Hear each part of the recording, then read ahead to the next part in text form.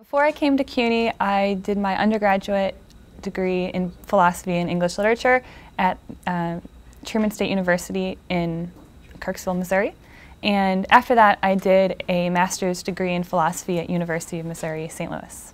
I became interested in philosophy as an undergrad. I started as an English major and then took a couple of history of philosophy classes and was persuaded to go into graduate school by my advisor. But I always found philosophy really interesting, and the methodology especially I thought was really important for academic study.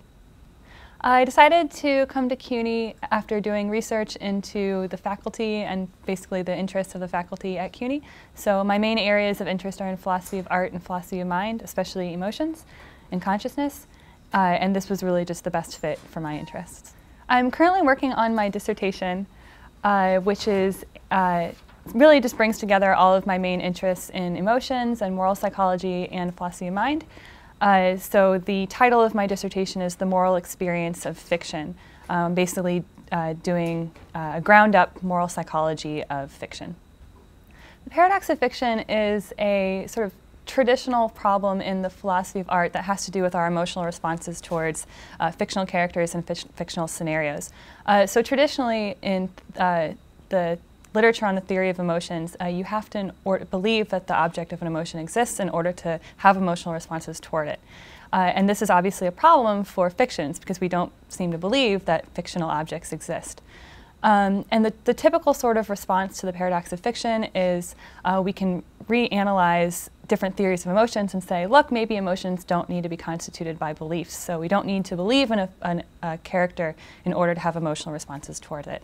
And so my approach is similar to that. I try to posit a new theory of emotions that doesn't rely on beliefs.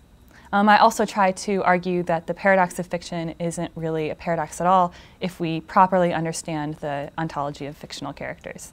So one of the reasons why I'm interested in doing a moral psychology of fiction as opposed to moral psychology in general is that I think that our moral responses towards fictions are in many ways asymmetrical to what they are in real life, and this can provide really interesting counterexamples and problems for standard theories of moral judgments.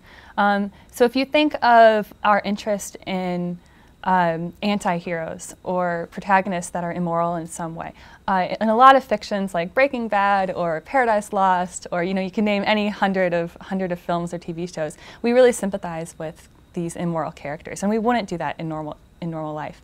So this seems to be interesting if an interesting problem for standard theories of moral judgments. And one of my projects is to explain this asymmetry. I think that one way to think of aesthetics and the study of fiction is as presenting counter-arguments and counter-examples to traditional questions and theories in philosophy of mind and ontology. So that's really how I'm approaching this subject. So I think that if we are clear on these questions about fiction, then this will inform us in our other theories. Since I've been at CUNY, I've had opportunities to work with other students in areas that I'm interested in. So one of these is on the paradox of fiction, so our emotional responses towards fictional objects. In particular, I worked on and I'm going to have published a paper with Wesley Buckwalter, who's a former student, where we try to discuss the paradox of fiction and basically why the paradox of fiction is flawed. It doesn't really accurately portray our sort of pre-theoretical notions of what it means for a fictional character to exist. And we wrote this paper and it was accepted at the journal Erkenntnis, so it's forthcoming. So I've had a lot of opportunities to present works at conferences, both graduate student and professional conferences, since I've been at CUNY.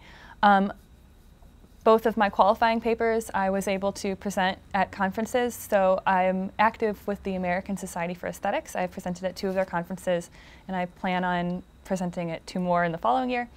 All of those were fully funded, either by CUNY or by the ASA.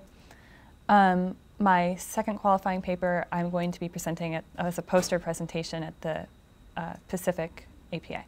So my favorite thing about the Graduate Center is the sense of community that we have both within the philosophy department and also with all the other graduate students. So as a student at the Graduate Center, there's a really active participation amongst philosophy students to work like in different areas. So if you want to do a reading group, or you have special interest in some aspect of philosophy.